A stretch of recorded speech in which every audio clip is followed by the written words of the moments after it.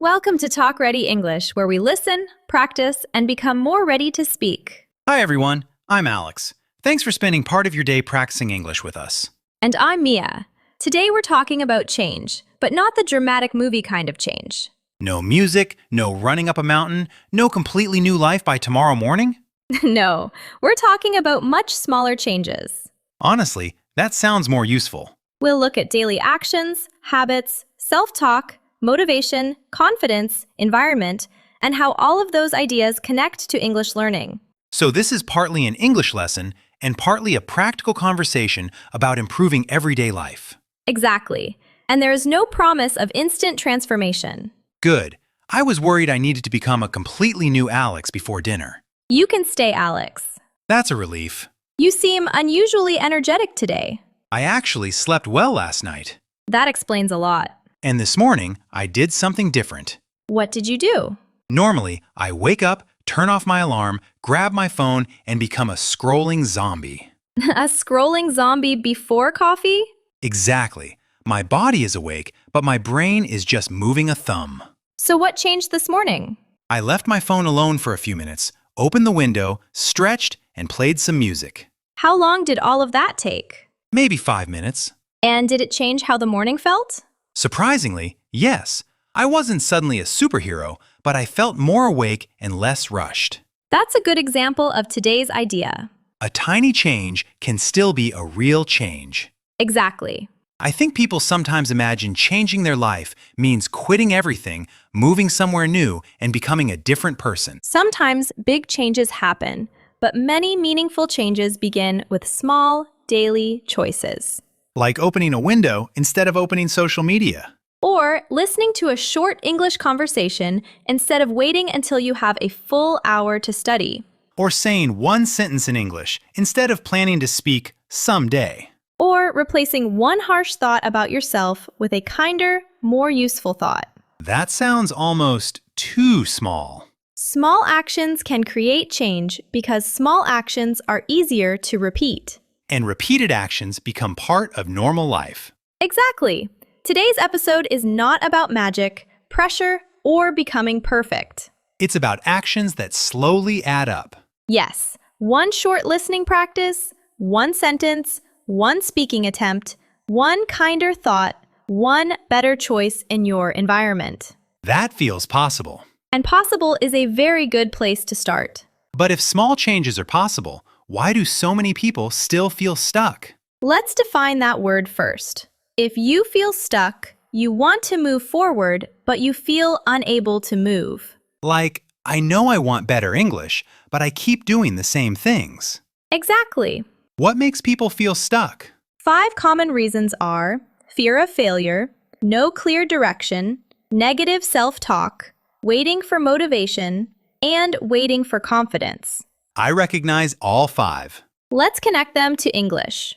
Fear of failure could sound like, if I speak English and make mistakes, people will laugh. Yes, no clear direction might sound like, I want better English, but I don't know what to do first. Negative self-talk could be, my accent is terrible. Waiting for motivation sounds like, I'll study when I feel motivated. And waiting for confidence sounds like, I'll speak when I finally feel confident. Exactly. Those thoughts feel invisible because they're inside your head. Think of them like invisible ropes.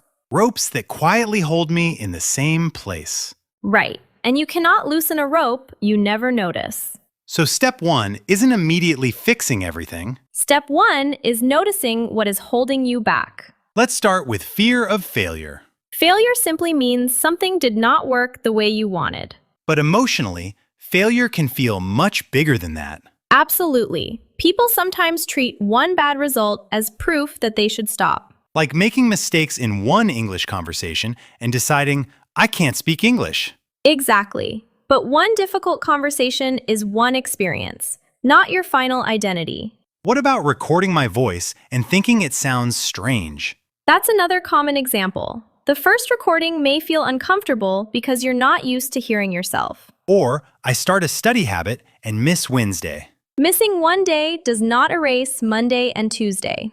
That's obvious when you say it, but my brain likes dramatic conclusions.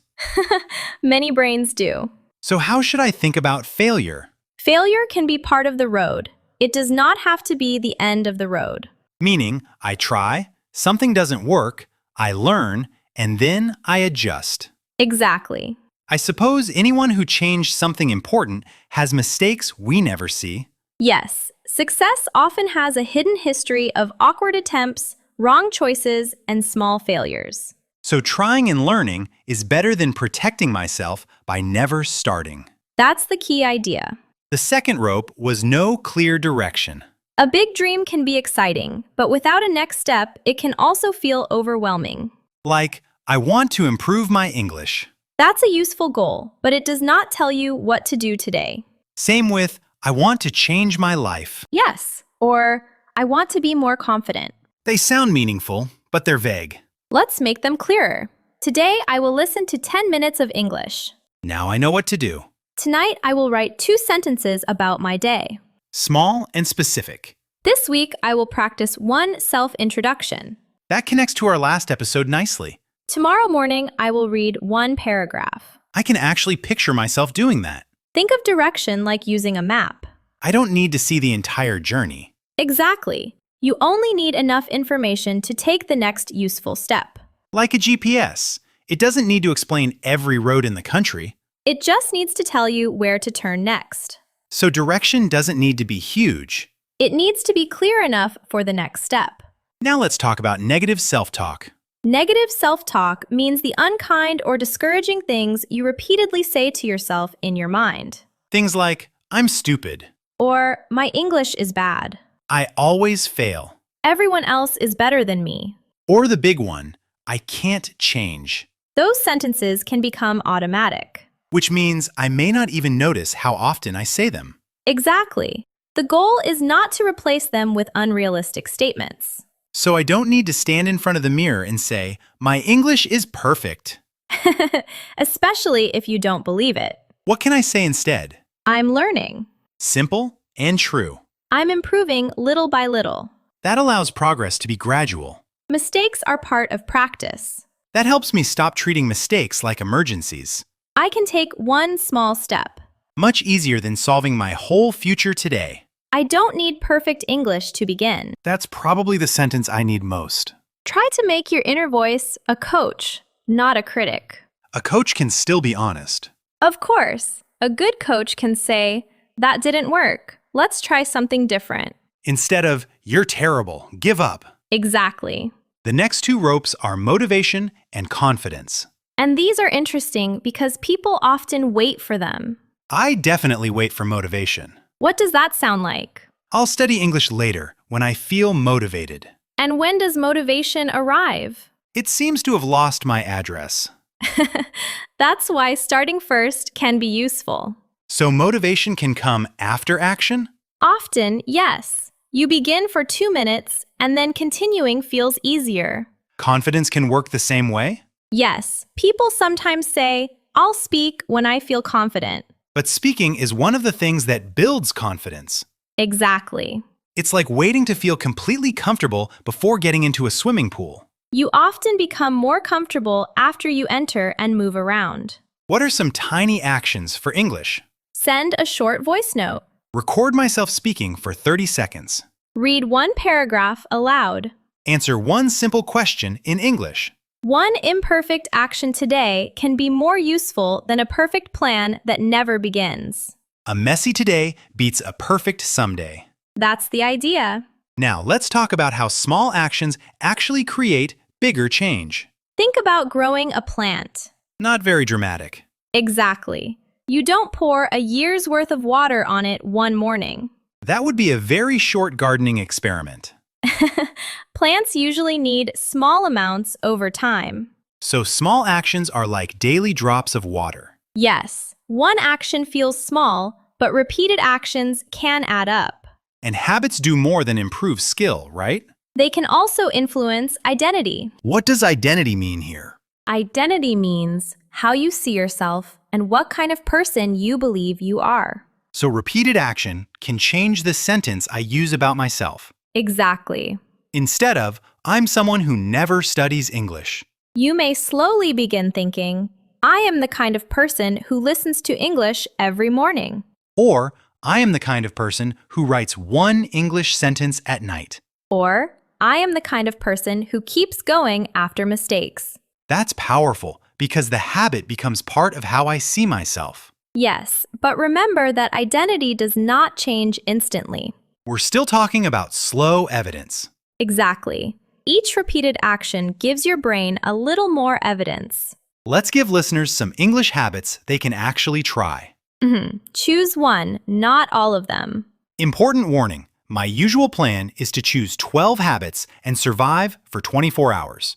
Let's avoid that. You could listen to one short podcast segment. Repeat 3 useful sentences. Write 2 sentences about your day.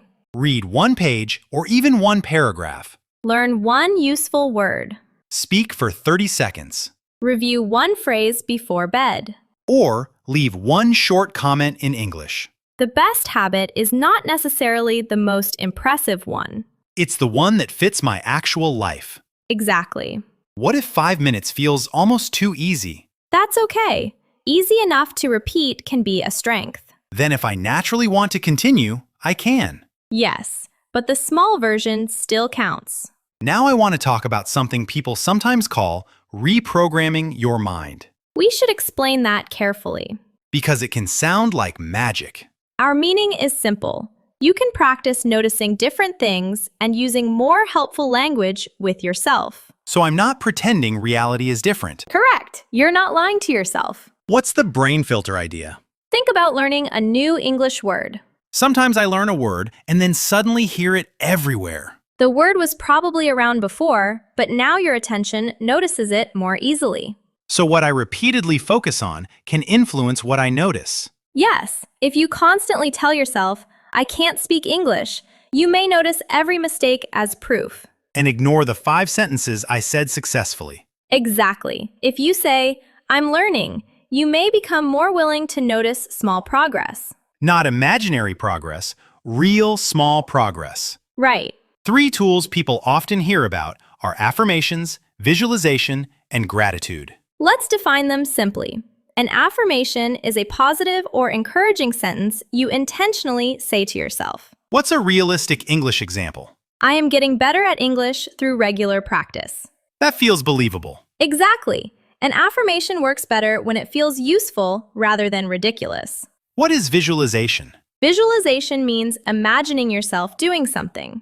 Like imagining myself calmly ordering food in English. Yes, or picturing yourself answering a simple question in a meeting. It doesn't replace practice. Correct. Think of it as one way to mentally prepare, not a substitute for action. And gratitude?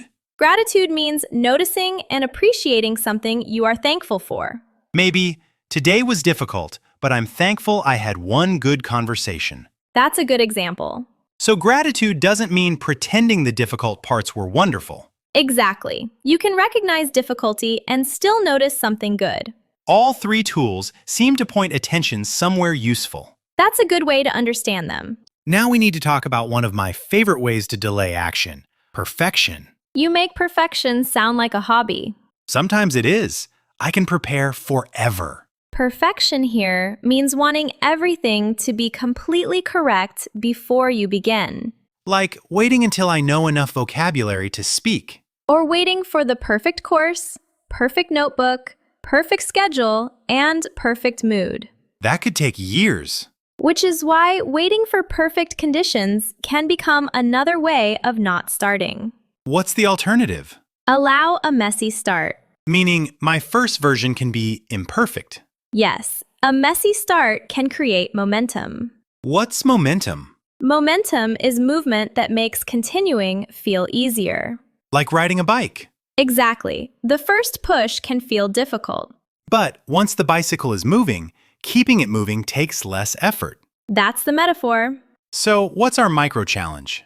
Choose one thing you've been postponing and give it 5 minutes today. Not finish it, just begin for 5 minutes. Exactly. Now let's look outside our heads. How much does environment matter? A lot. Environment means the people, places, sounds, objects, and information around you. So habits aren't only about willpower. Right, your environment can make an action easier or harder. Give me a simple English learning example. If your phone is beside you and constantly lighting up, focused practice may be harder. If my English book is hidden in a drawer, I may forget it exists. Exactly. Put it somewhere visible. Or prepare my notebook before bed. Yes, make tomorrow's good action easier. You also mentioned something called an information diet. Your information diet is the information you regularly watch, read, and listen to. Like a food diet, but for my attention. Exactly. Some information leaves you informed, hopeful, curious, or ready to act. Other content may leave me angry, hopeless, distracted, or exhausted. Right. That doesn't mean every piece of content must be educational. Fun is allowed again. Fun remains allowed. So I can choose some helpful English content that makes practice easier to return to. Exactly.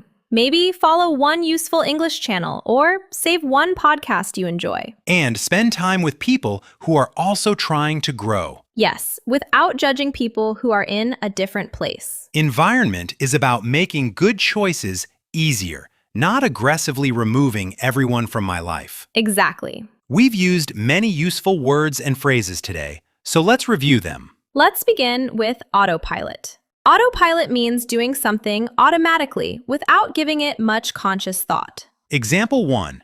I was on autopilot and opened my phone as soon as I woke up. Example 2. My morning routine felt like autopilot, so I changed one small thing. We often say on autopilot, and yes, I apparently live there before coffee. Next phrase, tiny upgrade. A tiny upgrade is a very small improvement in something you already do. Example 1. Opening the window was a tiny upgrade to my morning. Example 2. Listening to English while walking can be a tiny upgrade to your routine. It's an informal phrase, but it's easy to remember. Next word, stuck. Stuck means unable to move forward even though you want to.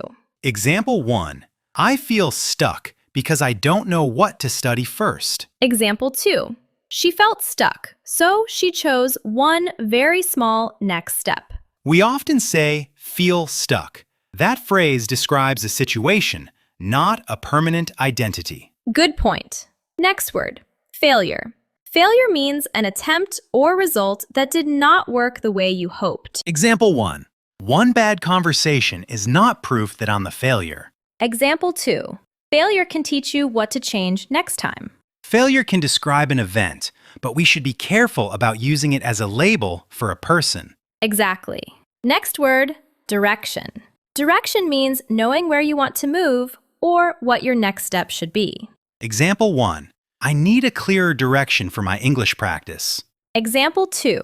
A simple weekly goal can give your learning some direction. Direction doesn't mean knowing every future step. Right. Sometimes the next step is enough. Next phrase, negative self-talk. Negative self-talk means repeatedly speaking to yourself in a harsh or discouraging way inside your mind. Example 1. I always fail is negative self-talk. Example 2.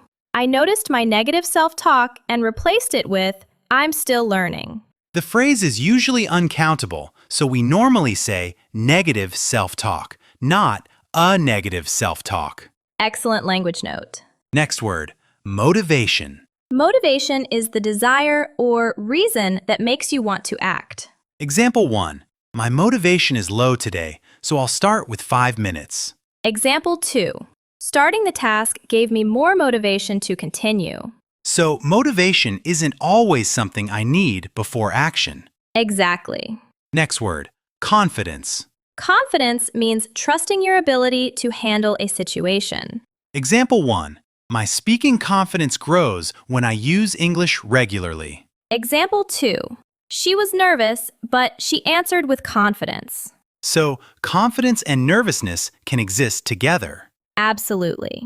Next word, identity. Identity means how you understand or describe who you are. Example 1. My daily habits slowly changed how I saw my identity as a learner. Example 2. He started thinking, I'm the kind of person who keeps practicing. Identity is a bigger word, so we should use it carefully and not expect one habit to change everything immediately. Exactly. Next word, affirmation. An affirmation is an encouraging sentence you deliberately say to yourself. Example 1. I'm improving through practice is a simple affirmation. Example 2. She wrote one realistic affirmation in her notebook. The important word for me is realistic. I want something I can actually believe. Exactly. Next word, visualization. Visualization means mentally imagining yourself doing or experiencing something. Example 1. I use visualization to imagine myself speaking calmly. Example 2. Before the presentation, she visualized herself giving the opening clearly. And again, visualization can support practice, but it doesn't replace practice. Correct. Next word, gratitude. Gratitude means appreciation for something good or meaningful in your life. Example 1. I felt gratitude for a friend who practiced English with me. Example 2. At night, she writes one small thing she feels thankful for. Gratitude doesn't mean ignoring problems. Exactly. You can notice both difficulty and something worth appreciating. Next phrase, messy start. A messy start is an imperfect beginning that allows you to begin before everything feels ready. Example 1. My first voice recording was a messy start, but at least I practiced. Example 2. A messy start is often better than waiting forever. That's an informal phrase, but I may put it on my desk. Ha ha ha, it would suit you. Next word, momentum. Momentum is movement that makes continued movement easier. Example 1. 5 minutes of study gave me momentum, so I continued for another 10. Example 2. Completing one small task created momentum for the rest of my morning. We often say build momentum or gain momentum. Exactly. And our final phrase, information diet. An information diet is the mix of information you regularly read, watch, and listen to. Example 1. I changed my information diet by following more helpful English content. Example 2. Too much negative content can make my information diet feel exhausting. It's a metaphor, not a literal food diet. Right, but it's useful because information, like food, becomes part of what we regularly take in. Now, let's give everyone a very small challenge. Choose one small action you can take today. It could be 5 minutes of English, One sentence in English. one short voice recording, One kind affirmation. or one environment change, like putting my notebook somewhere visible. Exactly. One action is enough. And what's today's question? What is one small action you can take today to change your English or your life? Let's give a few sample answers. Today, I will listen to English for 5 minutes before bed. Today, I will write one sentence about my day. Today, I will replace I can't with I'm learning. Those answers are small enough to actually do. If you want to write your own answer, use these frames. One small action I can take today is... One small action I can take today is reading one paragraph aloud. I feel stuck because... I feel stuck because I don't know what to practice first. My next clear step is... My next clear step is listening to one short conversation. I want to build the habit of... I want to build the habit of writing 2 English sentences every night. I will make my environment better by... I will make my environment better by putting my phone away during practice. Write one sentence in the comments if you'd like some extra English practice. You don't need to write a life plan. One sentence is plenty. Before we finish, let's organize the main ideas. First, changing your life does not always require one huge, dramatic event. Small daily choices can be real change. Second, notice what makes you feel stuck. Fear, vague goals, negative self-talk, or waiting for motivation and confidence. Third, fear of failure is normal. A mistake can be information, not the end of the road. Fourth, give yourself a clear next step. Not improve English, but listen for 10 minutes tonight. Fifth, notice your inner language. Replace I can't with something more useful and true, like I'm learning. Sixth, remember that motivation and confidence often grow after action begins. I don't always need to feel ready first. Seventh, small repeated habits can influence how you see yourself. I can slowly become someone who practices English regularly. 8th, train yourself to notice effort and progress. Affirmations, visualization, and gratitude can help when we use them realistically. 9th, perfection can delay progress. A messy start can create momentum. 10th, your environment matters. Make useful actions easier and pay attention to your information diet. And finally, one small step today is enough. That might be the most comforting part of the whole lesson. You do not need a perfect plan. You do not need unlimited motivation. You do not need to become fearless before you begin. And I definitely don't need to wake up as a completely different person tomorrow. You only need one small step, repeated when you can. And if I miss a day? Come back the next day. If my English sentence has mistakes? Learn from it and keep going. If my plan isn't perfect? Make the next step clearer. That feels much more realistic than trying to change everything at once.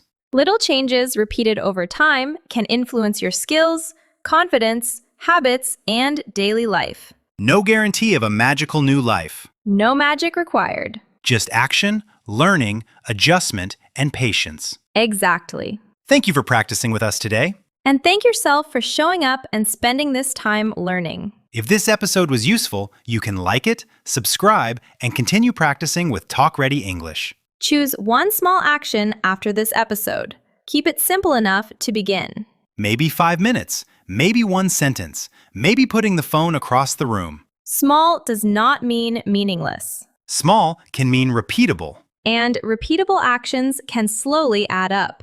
Keep listening. Keep practicing. Keep taking small steps. And keep becoming more ready to speak. We'll see you next time on TalkReady English. Take care, everyone.